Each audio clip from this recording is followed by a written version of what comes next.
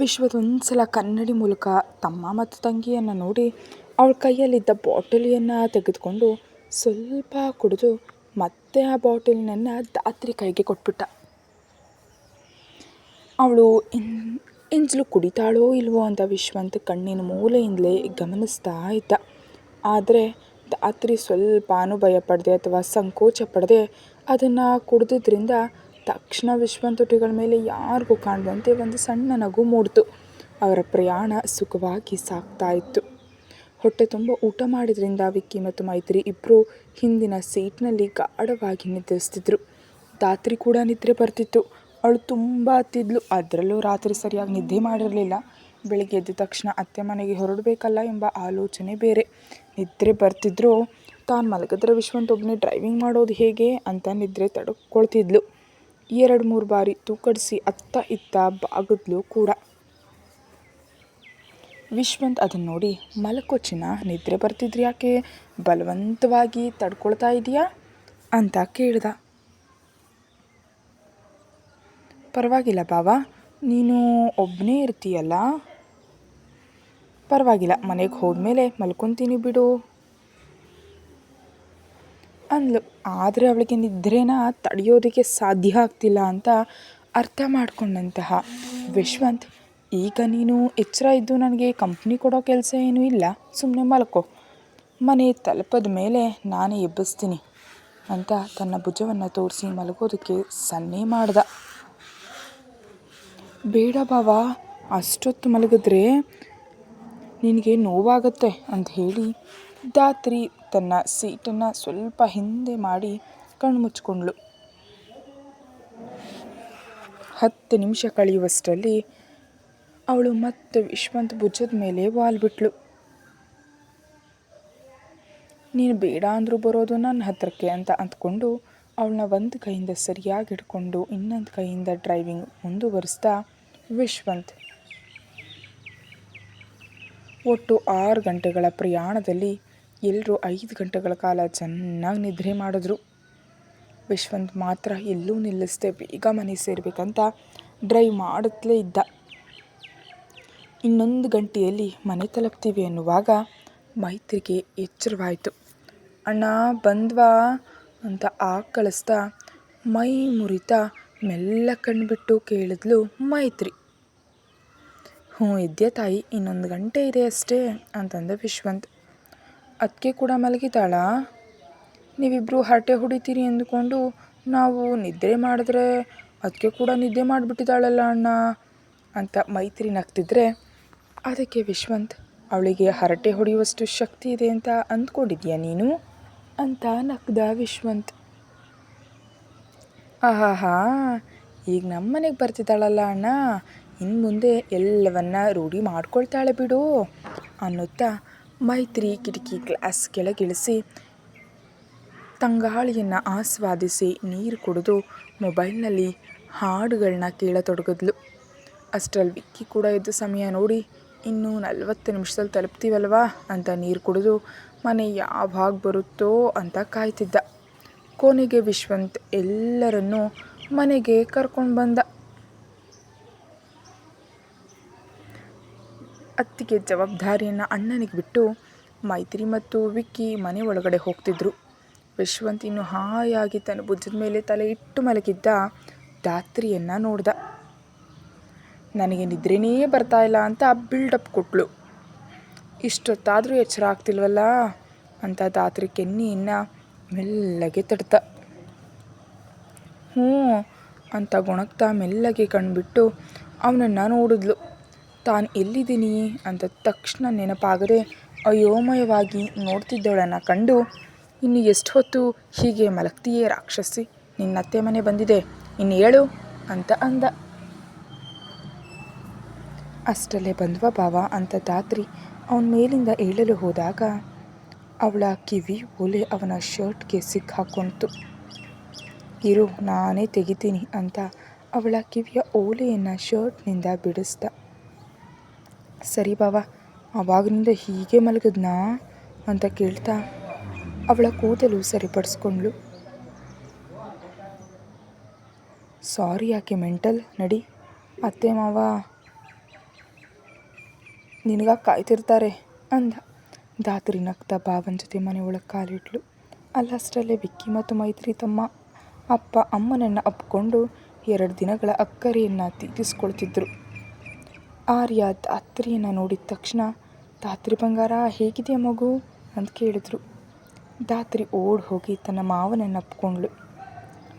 ಧಾತ್ರಿಗೆ ಅಪ್ಪ ಅಮ್ಮನಿಗಿಂತ ಮಾವ ಅಂದ್ರೇ ಅತೀವ ಪ್ರೀತಿ. ಆರ್ಯನಿಗೆ ಕೂಡ ಅಷ್ಟೇ. ಮಕ್ಕಳಲ್ಲಿ ಯಾರು ಇಷ್ಟ ಅಂತ ಕೇಳಿದರೆ ಮೊದಲು ಮೈತ್ರಿ, ಧಾತ್ರಿ, ನೇತ್ರ ಹೆಸರನ್ನೇ ಹೇಳ್ತಾರೆ. ಆಮೇಲೆ ಗಂಡು ಮಕ್ಕಳ ಹೆಸರು ಹೇಳ್ತಾರೆ. ಮನೆ ಹೆಣ್ಣುಮಕ್ಕಳಂದರೆ ಆರ್ಯನಿಗೆ ಪ್ರಾಣ. ಅವರನ್ನಷ್ಟು ಮುದ್ದಾಗಿ ನೋಡ್ಕೊಳ್ಳೋ ಅವರು ಗಂಡು ಮಕ್ಕಳ ವಿಷಯದಲ್ಲಿ ಮಾತ್ರ ತುಂಬಾ ಸ್ಟ್ರಿಕ್ಟ್ ಆಗಿರ್ತಾರೆ. ಚೆನ್ನಾಗಿದ್ದೀನಿ ಮಾವ, ನೀನು ಹೇಗಿದೆಯಾ? ಆದರೂ ನಾನು ನಿನ್ನ ಹೇಗಿದೆಯಾ ಅಂತ ಕೇಳ್ತಿದ್ದೀನಲ್ಲ ನೋಡು, ನೀನಿನ್ನು ಭಾವನ ತಮ್ಮನ ಥರ ಇದೆಯಾ ಗೊತ್ತಾ? ನಿನ್ನ ಅಂದವನ್ನು ಹಾಗೆ ಮೇಂಟೈನ್ ಮಾಡ್ತಿದ್ಯಾ ಅಂತ ಆರ್ಯನ ಕೆನ್ನೆ ಎಳಿತಾ ಧಾತ್ರಿ ನಗ್ತಿದ್ರೆ, ಸೊಸೆಯ ತುಂಟಾಟಕ್ಕೆ ಆರ್ಯ ಕೂಡ ನಗ್ದ. ಅನ್ವಿತಾ ನಗ್ತಾ, ನಿಮ್ಮ ಮಾವನನ್ನು ಈಗಲೇ ನಮ್ಮಿಂದ ಸಂಭಾಳಿಸೋದಕ್ಕಾಗ್ತಿಲ್ಲಪ್ಪ. ಇನ್ನು ನೀನು ಹೀಗೆ ಹೊಗಳಿದ್ರೆ ಇನ್ನೊಬ್ಬ ಅತ್ತೆಯನ್ನು ಕೂಡ ಕರ್ಕೊಂಡು ಬರ್ತಾರಷ್ಟೇ ಅಂದರು. ಧಾತ್ರಿ ಮಾವನನ್ನು ಬಿಟ್ಟು ಅತ್ತೆಯನ್ನು ಅಪ್ಕೊಂಡು, ಅದು ಸರಿ ಅತ್ತೆ, ನಮ್ಮ ಮಾವ ಎಂದಿದ್ರು ನಿನ್ನ ಹಿಂದೆ ಮಾತ್ರ ಬೀಳ್ತಾರೆ, ನಿನ್ನನ್ನು ಬಿಟ್ಟರೆ ಅವರಿಗೆ ಯಾರೂ ಕಾಣಿಸೋದಿಲ್ಲ ಅಂತ ಅಂದ್ಲು. ಮಕ್ಕಳಿಗೆ ಮದುವೆ ಮಾಡುವ ವಯಸ್ಸಿನಲ್ಲೂ ಕೂಡ ಈತ ಇನ್ನು ಹೀಗೆ ಇದ್ದರೆ ನನಗೆ ಸಿಟ್ಟು ಬರಲ್ವಾ ಅಂತ ಮನಸ್ಸಿನಲ್ಲೇ ಅಂದುಕೊಳ್ತಾ, ಅನ್ವಿತಾ, ನಿಮ್ಮ ಮಾವನ ಅಂದ ಅಂಥದ್ದು ಮಗು, ಯಾರಾದರೂ ಬಂದು ಹೊತ್ಕೊಂಡು ಹೋಗ್ತಾರೇನೋ ಅಂತ ಭಯ ಯಾವಾಗಲೂ ನನಗಾಗುತ್ತೆ. ಅಮ್ಮ ಅಪ್ಪ ಚೆನ್ನಾಗಿದ್ದಾರಾ, ತಮ್ಮ ಚೆನ್ನಾಗಿದ್ದಾನಾ ಅಂತ ವಿಚಾರಿಸಿದ್ರು. ಎಲ್ಲರೂ ಚೆನ್ನಾಗಿದ್ದಾರೆ ಅಂತ ಧಾತ್ರಿ ಉತ್ತರಿಸಿದ್ಲು. ಬನ್ನಿ ಮಕ್ಕಳೇ, ತುಂಬ ಸಮಯ ಪ್ರಯಾಣ ಮಾಡಿದ್ದೀರಿ, ಹೋಗಿ ಫ್ರೆಶ್ ಆಗಿ ಬನ್ನಿ, ನಿಮಗಾಗಿ ಅಡುಗೆನ ಮಾಡಿಟ್ಟಿದ್ದೀನಿ, ಎಲ್ಲರೂ ಸೇರಿ ಊಟ ಮಾಡೋಣ ಅಂದರು ಅನ್ವಿತಾ. ತನ್ನ ಮಗ ವಿಶ್ವಂತ್ ಹತ್ರ ಹೋಗಿ, ಹೇಗಿದೆಯಾ ನನ್ನ ಬಂಗಾರದ ಮಗ ಅಂತ 1 ಅಡಿ ಎತ್ತರನೇ ಇದ್ದ ಮಗನನ್ನು ಅಪ್ಕೊಂಡ್ರು. ಚೆನ್ನಾಗಿದ್ದೀನಿ ಮಮ್ಮಿ, ಮೊದಲು ಅವರಿಗೆ ಏನಾದರೂ ತಿನ್ನೋದಕ್ಕೆ ಕೊಡು, ಮಧ್ಯಾಹ್ನ ಊಟ ಮಾಡಿದ್ದು ದಾರಿಯಲ್ಲಿ ಏನನ್ನೂ ತಿಂದಿಲ್ಲ, ಮಲಗಿದ್ರು ಅಷ್ಟೇ ಅಂದ ವಿಶ್ವಂತ್. ಎಲ್ಲರೂ ಮೇಲೆ ಹೋಗಿ ಫ್ರೆಶ್ ಆಗೋದಕ್ಕೆ ಹೋದರು. ಮೈತ್ರಿ ಧಾತ್ರಿಯನ್ನು ಕರ್ಕೊಂಡು ಹೋಗಿ ಅವಳ ರೂಮನ್ನು ತೋರಿಸಿದ್ಲು. ಬೇಗ ಫ್ರೆಶ್ ಆಗಿ ಬನ್ನಿ ಅದಕ್ಕೆ ಹಸಿವಾಗ್ತದೆ ಅಂತ ಮೈತ್ರಿ ಹೋದ್ಲು. ಧಾತ್ರಿ ತನ್ನ ರೂಮ್ ಬಾಗಿಲು ಹಾಕ್ಕೊಳ್ತಿರುವಾಗ ವಿಶ್ವಂತ್ ಬಂದು ಕೈ ಅಡ್ಡ ಇಟ್ಟ. ಏನು ಬೇಕು ಅಂತ ಧಾತ್ರಿ ಕಣ್ಣಿನಿಂದಲೇ ಸನ್ನೆ ಮಾಡಿ ಕೇಳಿದ್ಲು. ನಿದ್ದೆಯಿಂದ ಎದ್ದಿದ್ದ ಧಾತ್ರಿ ಮುಖ ತುಂಬ ಕಳೆ ಮತ್ತು ಅಂದವಾಗಿ ಕಾಣ್ತಿತ್ತು. ನಿನ್ನ ರೂಮಿಗೆ ಬರೋದಕ್ಕೆ ನನಗೂ ಪರ್ಮಿಷನ್ ಬೇಕಾ ಅಂತ ವಿಶ್ವಂತ್ ಹಕ್ಕಿನಿಂದ ಕೇಳ್ದ. ಧಾತ್ರಿ ಸುಮ್ಮನೆ ನಿಂತಿದ್ದಕ್ಕೆ ಅವಳ ಕೆನ್ನೆಗೆ 1 ಮುತ್ತು ಕೊಟ್ಟು, ಈಗ ಹೋಗಿ ಸ್ನಾನ ಮಾಡ್ಬಾ ಹೋಗು, ತುಂಬ ಮುದ್ದಾಗಿ ಕಾಣ್ತಿದ್ಯಾ, ಅದಕ್ಕೆ ಮುತ್ತು ಕೊಟ್ಟೆ ಅಷ್ಟೆ ಅಂತ ನಗ್ತಾ ಹೊರಟು ಹೋದ.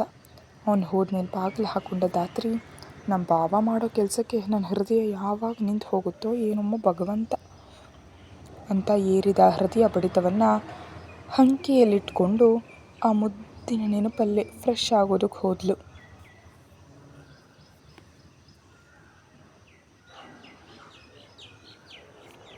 ಧಾತ್ರಿ ಕೆಳಗೆ ಬರುವಷ್ಟರಲ್ಲಿ ವಿಕ್ಕಿ ಮತ್ತು ಮೈತ್ರಿ ಡೈನಿಂಗ್ ಟೇಬಲ್ ಹತ್ರ ಕೂತಿದ್ರು. ಆರ್ಯ ಸೋಫಾದ ಮೇಲೆ ಕೂತು ಲ್ಯಾಪ್ಟಾಪ್ನಲ್ಲಿ ಕೆಲಸ ಮಾಡ್ತಿದ್ರು. ವಿಶ್ವಂತ್ ಬಂದ ತಕ್ಷಣ, ಏನು ಸಾಂಬಾರು ಮಮ್ಮಿ ಅಂತ ಕೇಳ್ದ. ಸಾಂಬಾರು ಮತ್ತು ಆಲೂ ಫ್ರೈ ಮಗನೇ ಅಂತ ಅನ್ವಿತಾ ಹೇಳಿದಾಗ, ನನಗೆ ಆಮ್ಲೆಟ್ ಬೇಕು ಅಂದ ವಿಶ್ವಂತ್. ಅನ್ವಿತಾ ತಕ್ಷಣ ಆರ್ಯನ ಕಡೆ ನೋಡಿದ್ರು. ಸಾಂಬಾರಿದ್ದರೆ ಆಮ್ಲೆಟ್ ಕೇಳೋ ಹವ್ಯಾಸ ಆರ್ಯನದು.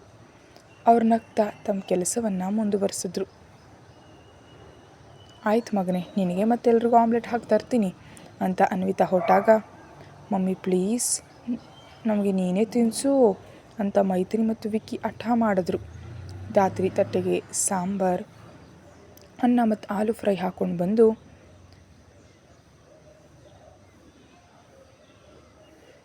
ಮೈತ್ರಿ ಮತ್ತು ವಿಕ್ಕಿಗೆ ತಿನ್ನಿಸೋದಕ್ಕೆ ಶುರು ಮಾಡಿದ್ಲು. ವಿಶ್ವಂತ್ ನಗ್ತಾ ಅವಳನ್ನೇ ನೋಡ್ತಿದ್ದ.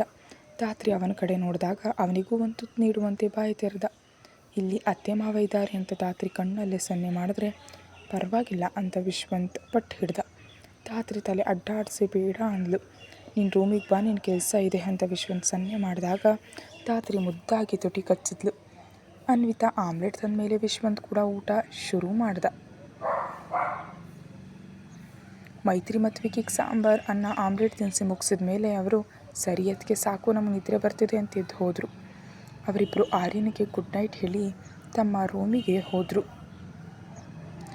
ಧಾತ್ರಿ ಅಡುಗೆ ಮನೆಗೆ ಹೋಗಿ ಅತ್ತೆ ನಿನ್ನ ಕೆಲಸ ಮುಗಿಲಿಲ್ವಾ, ಬಾ ಒಟ್ಟಿಗೆ ಊಟ ಮಾಡೋಣ ಅಂದ್ಲು.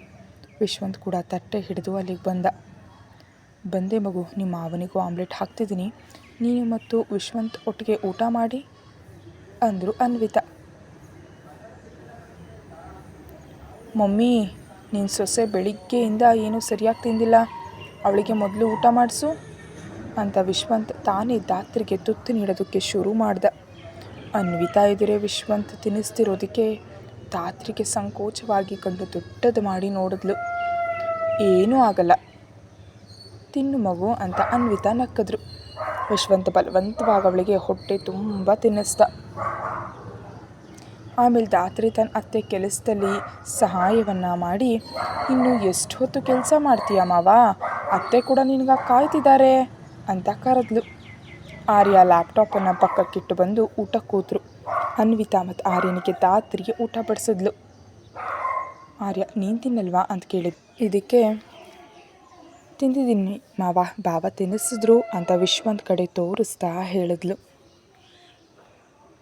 ಅತ್ತೆ ಮಾವ ಊಟ ಮಾಡೋವರೆಗೆ ಧಾತ್ರಿ ಹರಟೆ ಹೊಡಿತಾ ಅವರ ಜೊತೆಗಿದ್ಲು. ಮೇಲ್ ನಿಂತು ಅವಳನ್ನೇ ನೋಡ್ತಿದ್ದ ವಿಶ್ವಂತ್ನನ್ನು ಅವಳು ಗಮನಿಸಲೇ ಇಲ್ಲ. ಊಟ ಮುಗಿದ ಮೇಲೆ ಮಗು ನೀನು ಹೋಗಿ ಮಲ್ಕೋ, ಬೆಳಿಗ್ಗೆ ಕಾಲೇಜ್ ಅಂತ ನಿನ್ನ ಬಾವ ಅಂತ ಅನ್ವಿತಾ ಹೇಳಿದ್ರು. ಧಾತ್ರಿ ಎಲ್ರಿಗೂ ಗುಡ್ ನೈಟ್ ಹೇಳಿ ತನ್ನ ರೂಮಿಗೆ ಹೋದ್ಲು. ವಿಶ್ವಂತನ ರೂಮಿಗೆ ಹೋಗಿ ಬೆಳಿಗ್ಗೆ ಆಫೀಸ್ ಮೀಟಿಂಗ್ ಇರೋದ್ರಿಂದ ತಡರಾತ್ರಿವರೆಗೂ ಕೆಲಸ ಮಾಡ್ದ. ಕೆಲಸ ಮುಗಿಸಿ ಸಮಯ ನೋಡಿದಾಗ ರಾತ್ರಿ 2 ಗಂಟೆ ಆಗಿತ್ತು. ಮನಸ್ಸು ಧಾತ್ರಿಯನ್ನೇ ನೋಡಬೇಕು ಅಂತ ಎಳಿತಾ ಇತ್ತು. ತನ್ನ ಬಳಿ ಇದ್ದ ಮಾಸ್ಟರ್ ಕೀ ಬಳಸಿ ಅವಳ ರೂಮ್ ಬಾಗಿಲು ತೆರೆದು ಒಳಗೆ ಬಂದ. ಮುದ್ದಾಗಿ ಮಲಗಿದ್ದ ಅವಳ ಹಣೆ ಮೇಲೆ ಒಂದು ಮುತ್ತು ನೀಡಿ ಮತ್ತೆ ಹೊರಬಂದು ಬಾಗಿಲನ್ನು ಲಾಕ್ ಮಾಡ್ದ. ಬೆಳಿಗ್ಗೆ ಬೇಗ ಎದ್ದ ಧಾತ್ರಿ 6 ಗಂಟೆಗೆ ರೆಡಿಯಾಗಿ ಕೆಳಗೆ ಬಂದ್ಲು. ಅನ್ವಿತಾ ದೇವರ ಕೋಣೆಯಲ್ಲಿ ದೀಪವನ್ನು ಹಚ್ತಿದ್ರು. ಆರತಿ ತೆಗೆದುಕೊಂಡ ಮೇಲೆ ಕಾಫಿ ಬೇಕಾ ಟೀ ಬೇಕಾ ಮಗು ಅಂತ ಅನ್ವಿತಾ ಕೇಳಿದ್ರು. ಹಾರ್ಲಿಕ್ಸ್ ಅತ್ತೆ, ಅಮ್ಮ ನನ್ನ ಕಾಫಿ ಕೊಡಲ್ಲ ಅಂದ್ಲು ಧಾತ್ರಿ. ಇಬ್ಬರು ಹಾಲ್ನಲ್ಲಿ ಕೂತು ಮಾತುಕತೆಯನ್ನು ನಡೆಸಿದ್ರು. ಅಷ್ಟರಲ್ಲಿ ಆರ್ಯ, ವಿಶ್ವಂತ್ ಮತ್ತು ವಿಕ್ಕಿ ವ್ಯಾಯಾಮ ಮುಗಿಸಿ ಒಳಗೆ ಬಂದರು. ಧಾತ್ರಿ ಎಲ್ರಿಗೂ ಶುಭಾಶಯವನ್ನು ತಿಳಿಸಿ ಅತ್ತೆ ಹೇಳಿದಂತೆ ಮಾವನಿಗೆ ಕಾಫಿ, ವಿಶ್ವಂತ್ ಮತ್ತು ವಿಕ್ಕಿಗೆ ಜ್ಯೂಸ್ ತಂದು ಕೊಟ್ಟಳು. ಅವರು ಕುಡಿದು ಫ್ರೆಶ್ ಆಗೋದಕ್ಕೆ ಹೋದರು. ಮತ್ತು ತನ್ನ ರೂಮಿಗೆ ಹೋಗಿ ಕಾಲೇಜಿಗೆ ಬೇಕಾದ ಬ್ಯಾಗನ್ನು ರೆಡಿ ಮಾಡ್ತಿದ್ದಂತಹ ಧಾತ್ರಿಯ ಬಳಿ ವಿಶ್ವಂತ್ ಬಂದ. ಬಾಗಿಲು ಲಾಕ್ ಮಾಡಿ ಅವಳ ಹತ್ರ ಬಂದಾಗ ಅವಳಿಗೆ ಸ್ವಲ್ಪ ಭಯ ಆಯಿತು. ಏನು ಬಾವಾ ಅಂತ ಕೇಳಿದ್ಲು. ಅರ್ಜೆಂಟ್ ಮೀಟಿಂಗ್ ಇದೆ, ಆಫೀಸ್ಗೆ ಹೋಗ್ತಾ ಇದ್ದೀನಿ, ಇವತ್ತು ನೀನು ಕಾಲೇಜಿಗೆ ಹೋಗಬೇಡ, ನಾಳೆ ನಾನೇ ಬಂದು ನಿನ್ನನ್ನು ಜಾಯಿನ್ ಮಾಡಿಸ್ತೀನಿ, ಇವತ್ತು ಮನೆಯಲ್ಲೇ ರೆಸ್ಟ್ ತಗೋ ಅಂತ ಅವಳ ಹಣೆಗೆ ಮುತ್ತಿಟ್ಟು ಹೊರಟು ಹೋದ. ಅನ್ವಿತಾ ತಿಂಡಿ ತಿನ್ನು ಅಂತ ಕೂಗಿದ್ರು ಕೇಳದೆ ಅವನು ಆಫೀಸ್ಗೆ ಹೊರಟೋದ. ವಿಶ್ವಂತ್ ಫೋನ್ ಮಾಡಿ ಮೈತ್ರಿ ಕೂಡ ಮಾಹಿತಿ ನೀಡಿದ. ಮೈತ್ರಿ ಮತ್ತು ವಿಕ್ಕಿ ಕಾಲೇಜಿಗೆ ರೆಡಿ ಆದರು. ಧಾತ್ರಿ ಅತ್ತೆ ಮಾವನಿಗೆ ಮತ್ತು ಮೈತ್ರಿ ವಿಕ್ಕಿಗೆ ತಿಂಡಿ ಬಡಿಸಿದ್ಲು. ಬೇಗ ಹೋಗ್ಬನ್ನಿ ಮಕ್ಕಳೇ ಅಂತ ಅನ್ವಿತಾ ಹೇಳ್ತಿದ್ರೆ ವಿಕ್ಕಿ ತನ್ನ ಸ್ಪೋರ್ಟ್ಸ್ ಬೈಕ್ ಏರಿ ಮೈತ್ರಿಯನ್ನು ಕೂರಿಸ್ಕೊಂಡು ಹಾರ್ದ. ಅನ್ವಿತಾ ಗೊಣಗ್ತಿದ್ರು. ಗಂಡನಾದರೂ ಸರಿ, ಮಕ್ಕಳಾದರೂ ಸರಿ, ನನ್ನ ಮಾತು ಯಾರೂ ಕೇಳಲ್ಲ, ಒಬ್ಬ ಆಫೀಸ್ ಅಂತ ಓಡ್ತಾನೆ, ಇನ್ನೊಬ್ಬ ಬೈಕ್ನಲ್ಲಿ ಹೋಗ್ತಾನೆ ಅಂತ. ಧಾತ್ರಿ ಅತ್ತೆಯನ್ನು ಸಮಾಧಾನ ಮಾಡಿ ತನ್ನಮ್ಮನಿಗೆ ಫೋನ್ ಮಾಡಿದ್ಲು. ಅನ್ವಿತಾ ಧಾತ್ರಿ ಕಡೆಯಿಂದ ಫೋನ್ ಪಡೆದು ಚಂದು ಜೊತೆ ಗಂಟೆಗಟ್ಟಲೆ ಮಾತಿನಲ್ಲಿ ಮುಳುಗಿದ್ರು. ಇತ್ತ ಕಾಲೇಜ್ನಲ್ಲಿ ಮೈತ್ರಿ ಮತ್ತು ವಿಕ್ಕಿ ತಮ್ಮ ಗೆಳೆಯರನ್ನು ಭೇಟಿಯಾದರು. ನೇತ್ರ ಒಂದು ಮೈತ್ರಿಯನ್ನು ಅಪ್ಕೊಂಡ್ಳು. ಹಾಯ್ ಮಂಕಿ ಅಂತ ವಿಕ್ಕಿ ಅವಳ ತಲೆ ಮೇಲೆ ಹೊಡೆದ.